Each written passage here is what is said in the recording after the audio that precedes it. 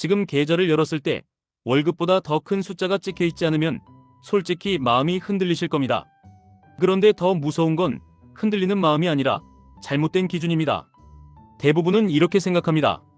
나는 아직 1억도 없는데 15억은 너무 멀다. 하지만 자산은 직선으로 가지 않습니다. 특히 나스닥100처럼 장기적으로 성장하는 자산에 레버리지라는 터보를 붙이면 속도감은 더 극단적으로 달라집니다. QLD, TQQQ. 이 두 글자 때문에 손이 근질근질한 이유가 단순한 욕심이 아니라 시간을 당기고 싶은 본능이기 때문입니다. 오늘은 딱 하나만 정리해드리겠습니다. 당신 인생을 바꾸는 건 큰 돈이 아니라 자산 임계점을 넘는 구조입니다. 그리고 그 구조를 가장 잔인하게 빠르게 체감시키는 도구가 QLD와 TQQQ일 수 있습니다. 단 잘 쓰면 가속이고 못 쓰면 멘탈 파괴입니다. 그래서 마인드셋부터 깔아야 합니다. 많은 분이 1억 5천만 원을 모으면 15억까지 10% 왔다고 생각합니다. 이 생각이 당신을 포기하게 만듭니다. 왜냐하면 10% 왔다면 나머지 90%가 똑같이 남았다고 느끼기 때문입니다. 하지만 현실은 반대입니다. 1억 5천만 원은 전체 여정의 10%가 아니라 가장 고통스러운 구간의 대부분입니다.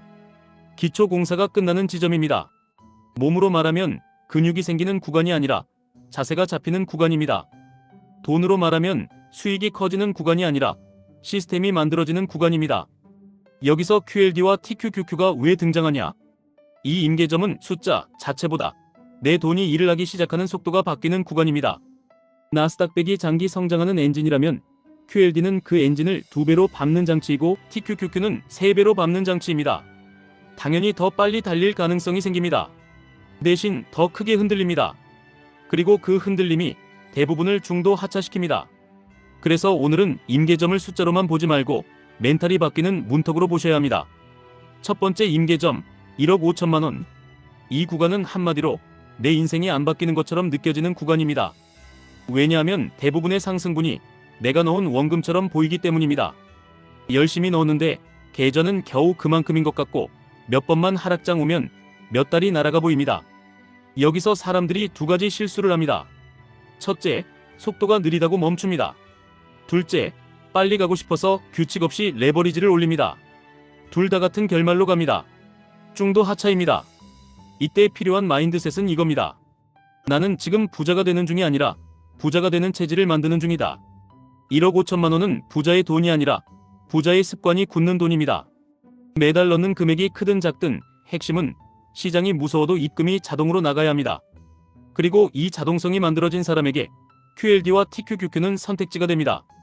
자동성이 없는 사람에게 QLD와 TQQQ는 도박이 됩니다. 여기서 현실적인 운용 그림을 하나 보여드리겠습니다. 나스닥100을 추종하는 자산을 기본으로 가져가되 레버리지는 단계적으로 쓰는 방식입니다. 처음부터 TQQQ만 풀매수. 이건 멘탈이 버틸 확률이 낮습니다. 대신 코어는 QLD로, 위성은 TQQQ로, 그리고 현금은 반드시 남깁니다. 현금을 남기는 이유는 수익률이 아니라 생존율입니다. 레버리지 투자에서 진짜 실력은 오르는 날 매수 버튼을 누르는 게 아니라 떨어지는 날 계좌를 안 닫는 겁니다. 첫 번째 임계점까지의 목표는 수익률이 아니라 지속입니다. 내가 시장에 남아있는 기간을 늘리는 것. 이게 1억 5천만 원의 진짜 의미입니다. 이 구간에서는 자랑할 만한 성과보다 버틴 기록이 더 중요합니다. 3년 버틴 사람은 다음 3년을 훨씬 쉽게 버팁니다. 왜냐하면 하락장을 이미 경험했고 손실을 봐도 죽지 않는다는 걸 몸으로 알기 때문입니다. 두 번째 임계점 9억 원. 이 구간이 무서운 이유는 돈이 커져서가 아니라 마음이 바뀌기 때문입니다.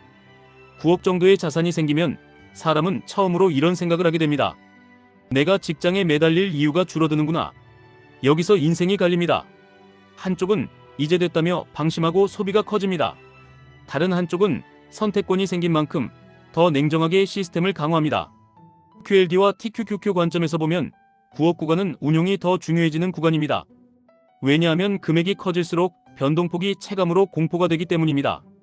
예를 들어 하루에 2%만 움직여도 금액이 커지면 월급 이상이 흔들립니다.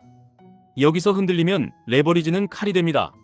그래서 9억 구간의 핵심은 레버리지를 무조건 키우는 게 아니라 레버리지를 다루는 규칙을 가지는 겁니다. 규칙은 복잡할 필요 없습니다. 첫째, 분할.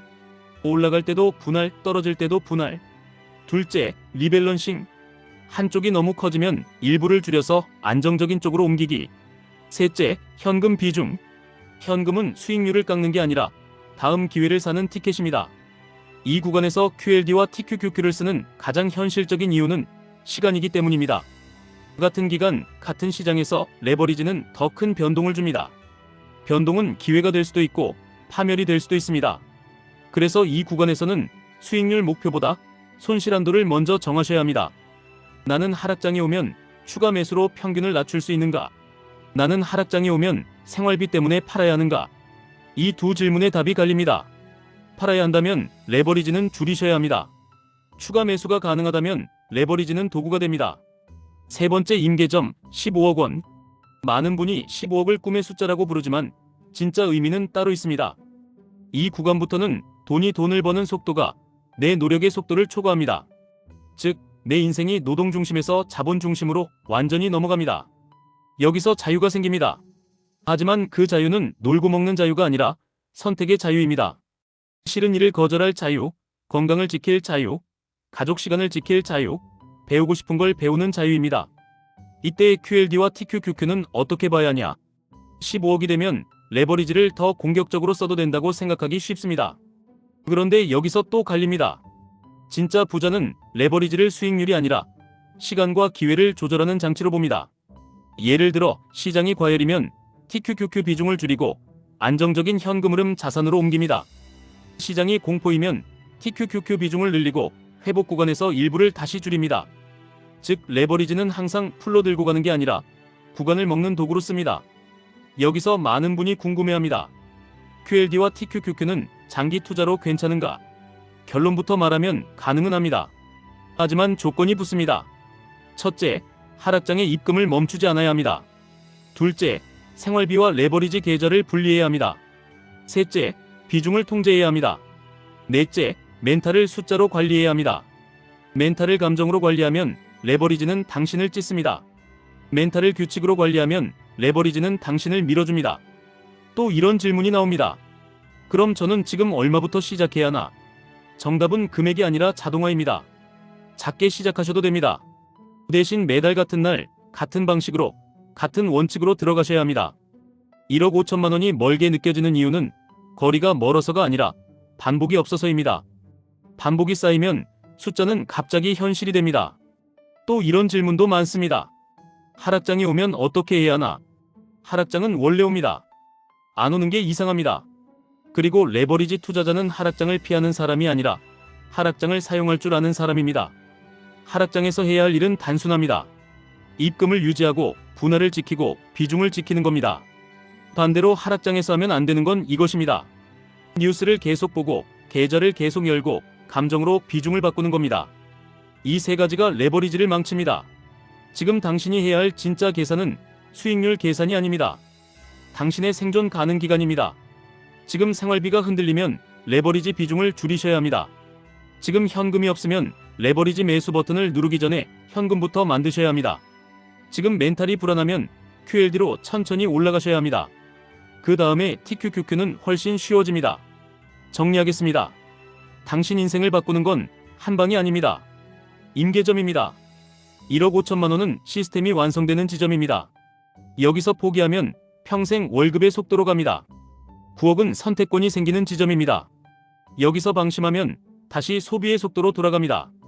15억은 게임의 규칙이 내 편이 되는 지점입니다. 여기서부터는 자산이 당신을 끌고 갑니다. QLD와 TQQQ는 그 임계점을 당길 수 있는 도구입니다. 하지만 도구는 주인이 있어야 합니다. 당신이 주인이 되려면 자동화, 분할, 비중, 현금 이 5개를 먼저 갖추셔야 합니다. 그 다음에 레버리지는 단순한 욕심이 아니라 전략이 됩니다. 오늘 계좌가 작아도 괜찮습니다. 지금 중요한 건 크기가 아니라 방향입니다. 그리고 방향을 결정하는 건 오늘의 한 번이 아니라 내일부터의 반복입니다. 지금 시작하시는 분은 몇 년 뒤에 이렇게 말하게 됩니다. 그때 내가 그만두지 않아서 인생이 바뀌었다고요. 지금까지 1분 투자 하이젠버그였습니다.